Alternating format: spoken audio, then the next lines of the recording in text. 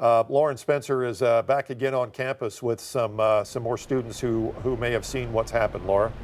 Lauren. Yeah, we are still on campus. We're at the intersection of Garland and Maple, and I spoke with some girls here who they were in class when this happened. They were put into lockdown. Kind of tell me, what building were you in? When did you realize that something was wrong? We were in the HOAC building, and she had gotten like the Raz alert text and showed it to me, and then everyone started getting the text, and the teacher got a phone call.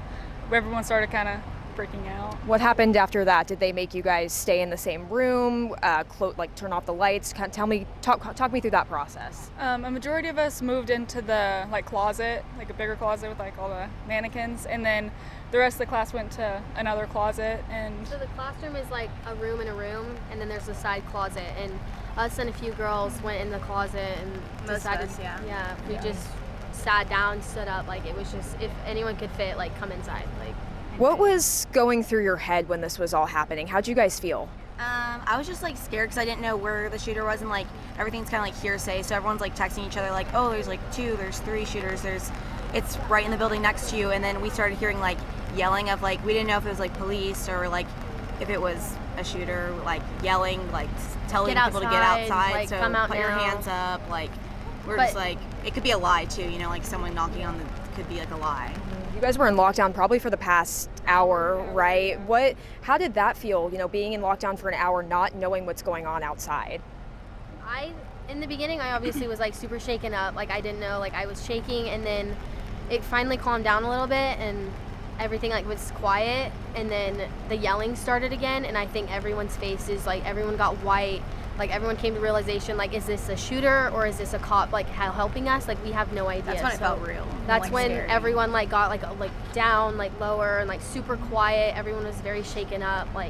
It was just, a whole, insane thing. You would never have to think, someone has to actually witness and go through that. Right. Yeah. We were talking before, you guys are freshmen, you guys are sophomores. This is the second week of school. How does this make you feel weary for being on campus? Tell me about that. Yeah, I mean, going even to class tomorrow sounds really risky or scary, or just being out in the open.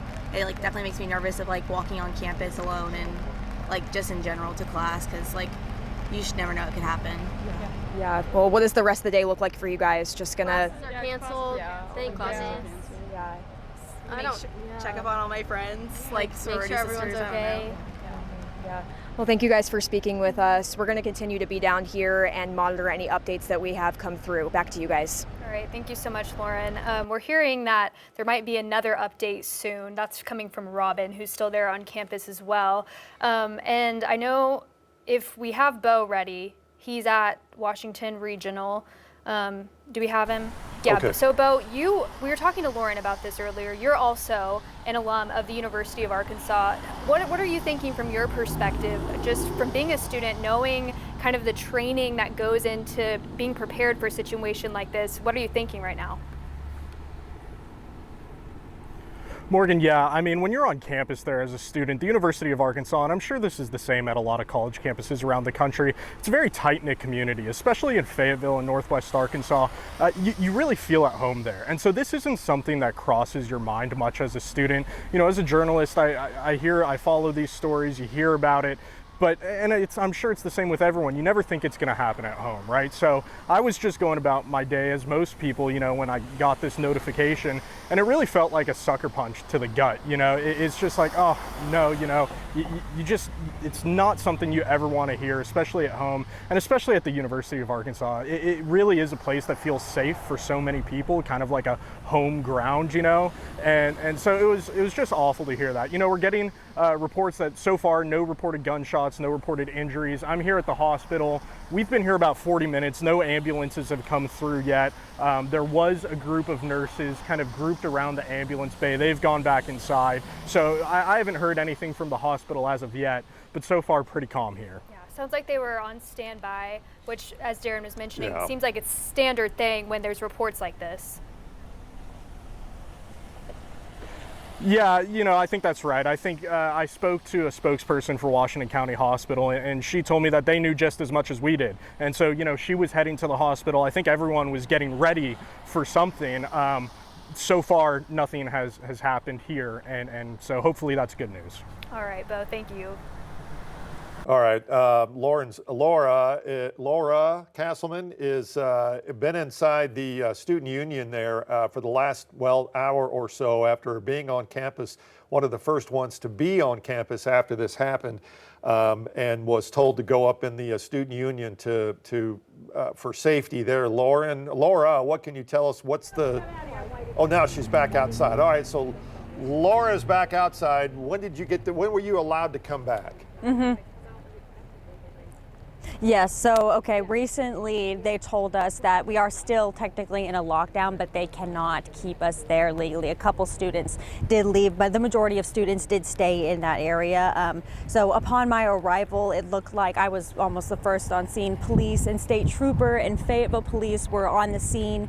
And then the staff came out and they said that they were putting the safety of anyone on campus first, and they pushed us all into the union, into a room, and it kind of had us just sitting there for a little while. The tension, there was a little bit of tension. Everyone was a little bit scared, but students were shaken. They were kind of consoling each other, obviously on the phones, talking with loved ones to make sure everyone was okay. But again, we have no confirmed shots or no confirmed injuries. Myself, I was scared for just a little while. Of course, being an alumni here, you would never think that something like this would happen, but you never really know. Back to you. Thanks. All right, thank you so much for that, Laura. We have a lot of alumni on campus today, hearing from them. And of course, another thing is this happened at lunchtime near the student union, which is where a lot of people were eating lunch at a crowded time of day. Definitely just a lot of people being told different things, what to do, a lot of chaos on campus today. We were told just a moment ago through our messenger from Robin Hearn that there might be an update from Fayetteville Police, and that could be coming up in just mere moments.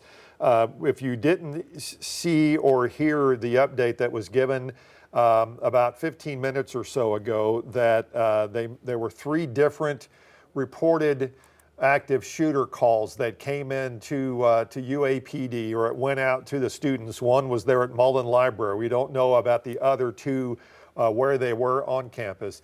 Local law enforcement showed up and a bunch in a very short amount of time, able to tell us that they cannot confirm any gunshots or any injuries at either of any of those 3 locations where there was an active shooter reported. You can still see a very large police presence there. Multiple calls, as we said, that came on campus, at least 3 that we know of. UAPD is basically the one taking over this investigation, although they will get a tremendous amount of help from different law enforcement agencies, including the FBI and the U.S. Marshal. And they have pretty much cleared out and made sure that there was nothing in any of those buildings where those active shooting situations were reported, starting at about 12:30 this afternoon. The first call came in at 12:30 as they were investigating that call at the Mullen Library. They got 2 more calls, sent law enforcement to those locations, cleared the area, made sure students and faculty were safe, but could not confirm any gunshots or any injuries involved with any of these active shooter reports. And since then, they mentioned in that update we got from Fayetteville Police earlier that there have been some pictures, reports circulating of them pulling people out of cars, searching people, even people being handcuffed. They said they have detained some people, but detained does not mean arrested. They haven't arrested anyone. Basically what they've said is if they got a report of a suspicious vehicle or a suspicious person during this time, of course they're going to investigate it. That means, and Robin also saw someone being pulled out of a car. Right there by Razorback Stadium, yes. But again, no one has been arrested. This is all just part of their investigation. Now, it looks as just from this angle that there are some people who are, and I'm not quite sure what we're looking into, that there are some people allowed to go back into where this law enforcement presence is. Not sure how to read into that, but there are obviously students that are walking both ways, but you can see some who an hour ago were not walking in that direction, and they're allowed to, at least being allowed to walk back in to that location. So I wonder how close we are as to get an update as to what the situation is at this moment. And if they are going to tell us that there was nothing confirmed with any of these reports, and that to me would probably be the best news we could get today, that this, as sad as it is, that it's a hoax, and then the investigation turns to, all right, we got to find out who did this. Yes, and we actually just heard that there was also a hoax reported at the University of Tennessee today.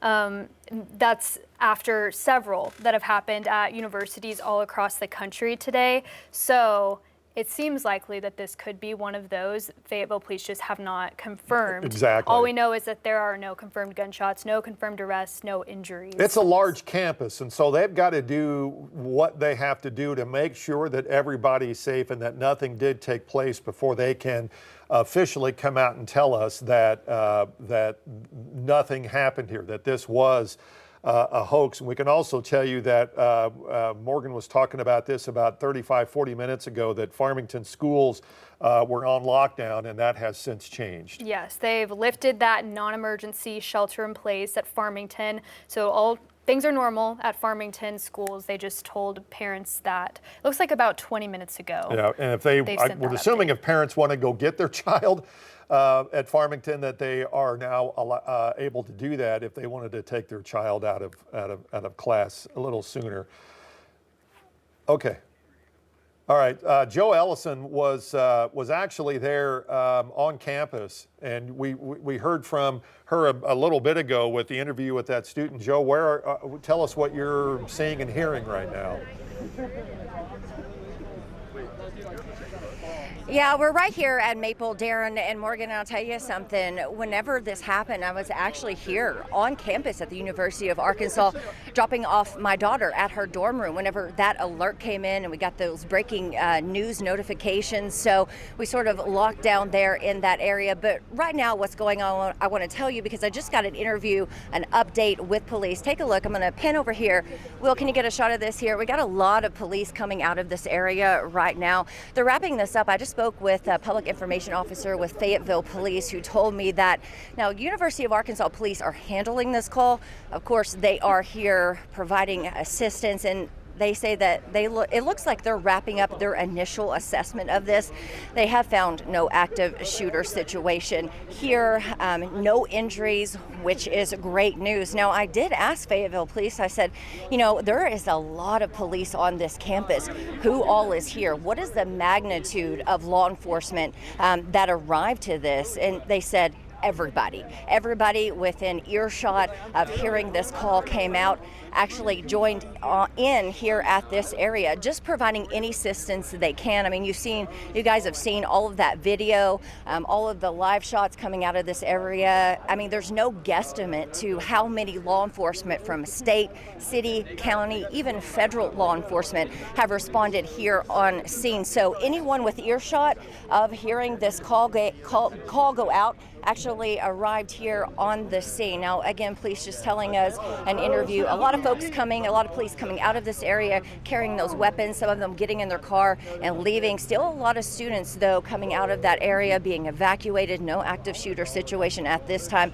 Fayetteville Police says it looks like they're wrapping up their initial call and their work with the University of Arkansas Police, but they say, you know, there's still a little bit of work to be done here because there's still a lot of unanswered questions of how this call came in, what happened, who made it, if there's any truth to any of it, who saw what first. So they're still going to be looking at that. But Darren and Morgan, I'll go ahead and send it back to you right now. Fayetteville Police say no injuries, no active shooter situation at this point, which is great news. All right, so Joe, take your reporter hat off, put your parent hat on, dropping your child off at school first day. That's got to be a little unnerving.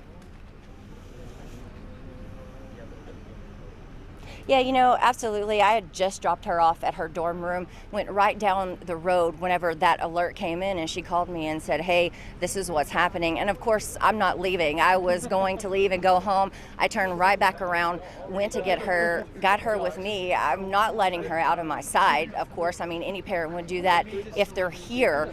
So I just waited until the situation, you know, was safe.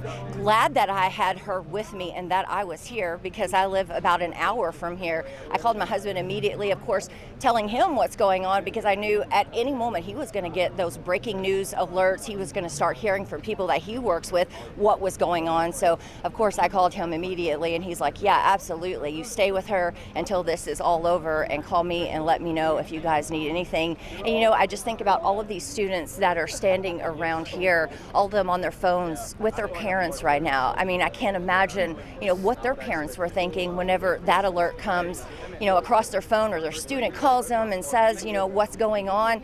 It's hard when you're not here with them, right? I mean, it's a bit heartbreaking. You want to be there, and some parents can't. But thankfully, the best news of the day, that no active shooter situation and no one is injured. So that's great news. All right, thank you so much for that, Joe. I mean, thousands, tens of thousands of parents in that same situation as her, a lot of them out of state, getting these texts. So I'm sure just tuned in, waiting to hear any update, terrified of what was going on. So of course, good news that there have been no reported injuries. That's the most important thing. But not a good day for parents and students, regardless of what happened. Especially when it first was reported at 12:30 this afternoon, and from what it appears, and we're getting this, obviously, what Joe had just talked about, from what it appears that there was not an active shooter on campus, even though there were 3 calls that came in. We are waiting to get that officially confirmed. Let me just make that point, that they have not come out directly saying this is a hoax, but from what they're telling us, not being able to confirm any shooter, any shootings, any shots being fired, any injuries at 3 different locations on campus, that this appears to not be what we thought it was at 12:30 this afternoon when that first call came in. Yeah, and of course, as we mentioned, this comes as multiple universities across the country around the same time. We're getting the same reports. Some of those have now been reported to be hoaxes. So no matter what happened, it'll be interesting to see where these calls came from as well. And I think that's what Joe was trying to get with the public information officer there with Fayetteville Police. And I know the UAPD will be the one that will now take over the official part of this investigation, since it did happen on campus. But to help with the initial assessment, you have all those different law enforcement agencies that actually come in to help with an assessment, making sure that there is not an active shooter, making sure that if there is one, that injuries are all taken care of, the faculty and staff are all safe. Now that initial assessment has been taken care of, it'll fall back now on UAPD to determine exactly that. Where did these calls come from? Did they come from on campus? Did it come from a dorm room on campus? Somewhere off campus? Somewhere not even out in of the state? Yeah. So, and if it follows the same pattern that has now taken place, 2 campuses today across the country, a couple last week, and now at the U of A Fayetteville campus, did it follow the same pattern? And you know, could it be the same person doing this to every campus? Who knows? And I think that's what UAPD will now have to determine. But again, you go back and you talk about the mental aspect of this. You heard the 4 students say that they're not going back to classes today, and they probably won't tomorrow. And if they do, they're not going to go by themselves. So this has obviously had, and as well it should have, a mental aspect of this. It's now, what does this do for students who are just now going to school, freshmen who are just now arriving on campus, including Joe Ellison's daughter, who just was dropped off at the dorm.